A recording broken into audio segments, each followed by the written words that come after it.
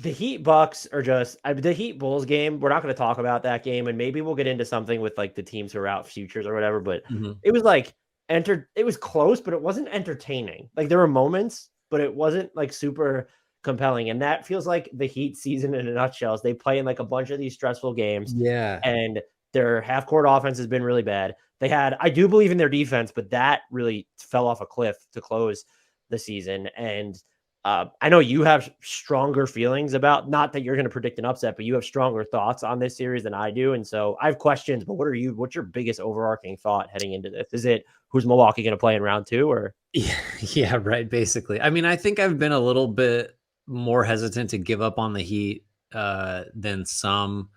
I don't feel any more confident after this game just because, you know, before we get into the matchup with the Bucks, which is just going to be kind of talking about like really, and it'll be the case for the other matchup too in the West, like what series of things needs to happen for the 8 seed to have a chance really. Mm, And the first of those I think was on display against the Bulls in the final playing game in the Eastern Conference, which was somebody from 3 that you don't anticipate running really hot needs to run really hot, and that was Max Strus, who was 7 of 12 from 3. So if you get either him or Gabe Vincent, who was awful. By the way, we've had a running thing all season of I only see good Gabe Vincent games. I've seen a lot of bad Gabe Vincent games lately, so it's really balanced out. But someone has to run hot from 3 because outside of Strus, the Heat were 3 of 18 from deep, just keeping right in line with their 27th or 28th ranked in according to Cleaning the Glass 3-point percentage this season. Um, the offense is just an absolute slog. It's really tough to watch. It takes a ton of effort to generate shots. There's not a lot of movement. All that I think is going to play right into Milwaukee's hands, and it's just whose defense is phenomenal and will just, I think, happily concede threes to the Heat. And I just, so the overarching thought is not a shocker, but it's just how do the Heat score enough points against a defense this good when they've been bad overall against every defense offensively this season. So just a little background before I kind of kick it to you. The Heat and Bucks did split their 4 games this season, all of which came between, like January 12th, I think, and February 24th. They were very much condensed. Giannis only played 1 full game of those. He sat out 2 along with Chris Middleton and played like 6 minutes in another. The one of the games that he did play, he was dominant at 35 points and like 14 boards on 13 of 19 shooting. And the Bucks lost that game. So I guess if you're an optimist for the Heat, you might say, well, they can weather the storm, I guess, so to speak. But like but I think in most cases, I don't know how you feel about this. Certainly here, I'm not taking much away from head-to-head matchups, particularly when Giannis played in 1.2 of the 4 games, basically, if that. So I guess, yeah. Do you have anything? I have some other numbers to do. We can get a little more granular, but that is the story, right? It's just how did the Heat score, and how do they score against a Bucks defense that gives you nothing at the rim and gives you nothing from 3? Like where are these points going to come from? And look, it's especially compelling because you mentioned their offense being a slog, and they finished the regular season 20th in half court efficiency. Uh, and there were points like in the season where that was lower, where it felt like they were hovering around the bottom 5. And they're not a team that's going to, despite what Jimmy Butler can do, that's going to generate a ton of rim pressure. And then against the Bulls, you just have these weird outings where eventually Jimmy Butler hit some of the gimmies, but they shot 37.5% at the rim against the Bulls, who don't have a premier rim protector. They have premier guys who can pressure the ball on the perimeter, and Caruso and Beverly, and Patrick Williams has had some really nice moments too. But then they go and they shoot 35.7% in the first playing game against the Hawks. And like, that's not a team that's known for their, like, they have Clint Capella at least versus Nikola Vucevic hanging around the basket. And Drummond was kind of big, but so they've never finished, I guess, exceptionally well at the rim, but it's sort of like, if you're going to get so few looks at the rim, you need to then convert the ones that you're getting. And then the 3-point shooting can run hot and cold because Max Strus closed the season well, but like his 3-point percentage, that dropped off this year. They got a huge game from him against Chicago. You're going to need more of those, especially if, you're not going to get the Kyle Lowry's just injured at this point. And Yeah. 2, you're not always going to get the Kyle Lowry that you got against the Hawks. And so offensively, I don't understand how it works for them, especially because you already mentioned it. They're going to get, I would argue, lower quality looks from three or just fewer looks from three against the Bucks. So you're adding that element into, oh, like the rim protection is already a wash. And then you look at the other end of the floor. And yes, defensively, because you have Butler, because you have Bam Adebayo, because you were second in half court defense, I think, on the season, it does feel like it should be compelling on paper. But all of a sudden, it's like, well, Jimmy Butler is going to go on Drew Holiday, and then Bam will guard Giannis, or he might have to guard Brook Lopez or be on Brook Lopez, and then he's the one who's going to help against Giannis. And it's like, how do you, like, what's your solve for that? And then I think, I can't remember how often the Hawks did this, but the Bulls did a fairly good job of this at points throughout the game, where if you're going to get Tyler Hero's guy to screen for whoever the primary ball handler, in the Bucks case, whether it's going to be Giannis or Drew Holiday or even Chris Middleton, and then you're going to put Hero in those actions, that puts extra strain on Jimmy Butler, on Bam Adebayo, on basically the entire defense. And I will point to, a lot of people, I think, are going to look at and say, okay, well, like the Bucks half court offense, it's had flaws in the past. And I guess if you don't really believe in Chris Middleton right now, but like that he's fully healthy or that he'll be like super effective, which on defense, I hear you. But if he's going to play, I would expect him to be close to Chris Middleton on offense. The Bucks, since he made his second return in Chris Middleton, they had the third best half court offense in the NBA. And it's like, there's just Brook Lopez is having the season of his life based off what he's done, not just as a floor spacer in addition to everything he's done on defense, but like his abilities around the basket. I don't want to believe this, but I think people are going to talk themselves into believing that this can become a series. I don't see the pathway to it happening. Do you? Couple options. No, not really. I mean, just what would it look like if there were pathways though? And I think one is, you look over the shot profile information, and we've hit most of it. I guess you could point to, I guess I should say, the Bucks are top 5 in limiting opponent frequency at the rim and from three, right? So you're not getting those. You're not going to get those looks. But they allow a lot of mid-rangers. That's by design. That's because that's just how they and a lot of other very good defenses and a lot of even bad defenses, that's just the norm, really, generally speaking. It's almost weird if a team is, let's shut off the mid-range. Like, that's nobody's game plan defensively. But the Heat take the 7th most mid-rangers by percentage of their total field goal attempts, and they make the 7th most. So they're top 10 in the area that the Bucks are going to concede. We sort of bring this up with the Suns a lot. The Heat are not the Suns. This is not Devin Booker and Kevin Durant, getting in there. This is a lot of difficult Tyler Hero, some of these one-footed shots he takes and makes. He's a ton of skill. He hit one of the toughest left-handed, like, close-range floaters I think I've ever seen tonight. And, so he can make shots. Butler's going to hit some of those. I don't know. I guess Bam probably accounts for a lot of that too. And he was actually pretty awful tonight too, at least offensively. So there's that. And then the Middleton thing you brought up too, there's just no scenario where if Middleton is healthy or healthy-ish, that the Heat have enough, to offset just the talent gap. It is interesting to note though that, so the Bucks are plus 4.4 on the season net rating. Good, not great. They're plus 3.8 without Middleton on the floor.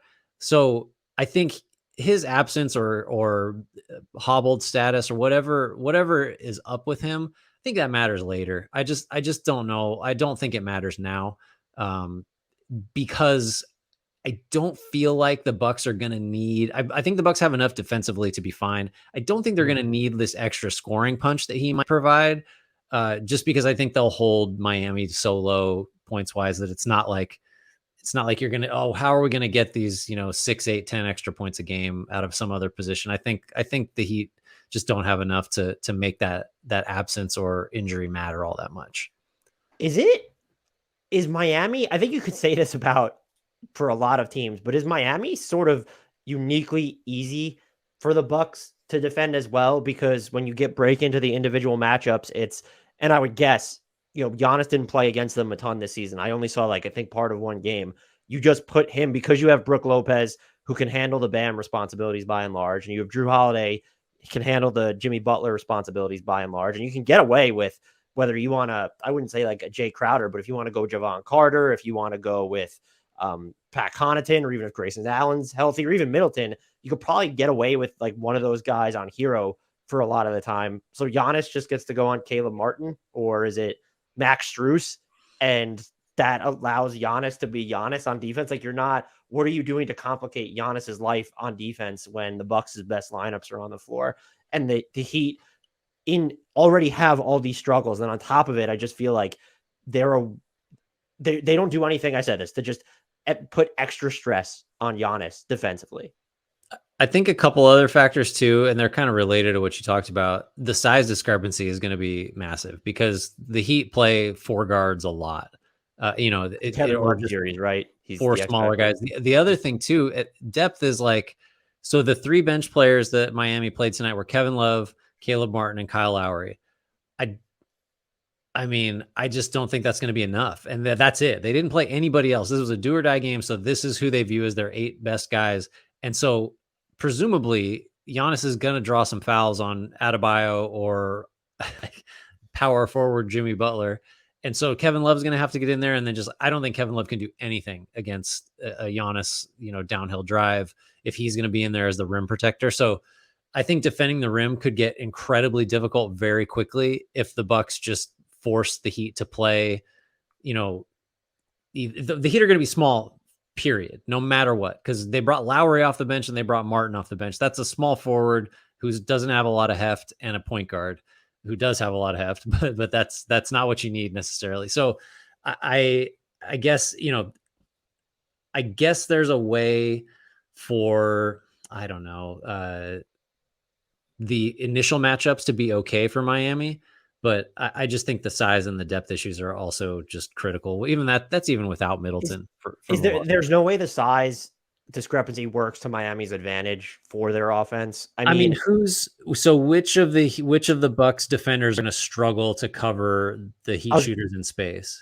I was going to shooters. So the Bucks allowed, when Brook Lopez defended Bam Adebayo this season, which was in all 4 games and it was for a bunch, they allowed the Heat to score as the team 1.16 points per possession, which is pretty high. Yeah. Is that something to look at? But then it's to my last point about, did you complicate life enough for Giannis? That's just sort of your ace in the hole is, all right, we have Giannis. If Bam is really a problem for Brook, and I would argue that Brook is not the problem in that. It's probably maybe the reads that Bam Adebayo is making out of those plays. And then I flip side it back to it. I looked at this too. The Heat averaged 0.98 points per possession as a team whenever Drew Holiday defended Jimmy Butler. And so I'm trying to just figure out like where there could be vulnerabilities for the Bucks against the Heat. So let me frame it to you this way before we get to our predictions. Are you more worried, or what, do the Heat have a better chance of poking holes in the Bucks with their defense or with their offense? Is it just very clearly Miami's defense is their best, like slowing the Bucks offense, turning it into a slog and sort of making them play your game? I think so I can imagine, because we've seen it, Milwaukee get a little stodgy offensively, in playoff games where it's just nobody's moving and it gets difficult for them to score, and Giannis is driving into walls and that kind of thing. So because we've seen that, and because we know the Heat's defense is actually just good, it's got to be that. It's got to be the defense. I think that's the key, is in a scenario where Miami wins this series, they make the Bucks offense look like the worst version of itself, and a couple of Heat shooters run hot for enough games to make it happen. And maybe you get a 50-pointer from Jimmy Butler. We haven't really talked about that. That's not a strategic thing. That's not a nuanced take, but like, he tends to have 1 or 2 of those in him, just a massive playoff effort. He's due. Like, he was fine. He was really good. He was really good towards the end of that Bulls game, but like, he turned in about one game and then another 3 quarters of just not playoff Jimmy Butler level basketball. Right. Yeah.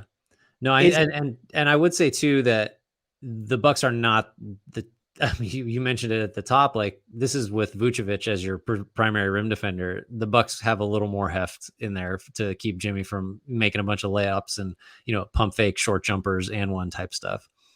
And I know we didn't do this for every series, but I just because for this series specifically, if I'm trying to find something that I don't want to say it's not compelling, but I'd be shocked if look, this isn't 2020 when the Heat beat the Bucks, and the following year the Heat got swept by the Bucks. It's basically been downhill ever since. And I know they made the conference finals last year, but they're entering as the 8 seed for a reason right now. I think Tyler Hero, is he too high profile to be an X factor? I just feel like if you're going to give up a lot of mid-rangers, the stuff that he can do off the dribble from floater range is going to be big. And Jimmy Butler, like, we just know, okay, well, you need his rim pressure ability to draw, shooting fouls from the like, not near the basket, like from the mid range, to keep that aspect of your offense humming.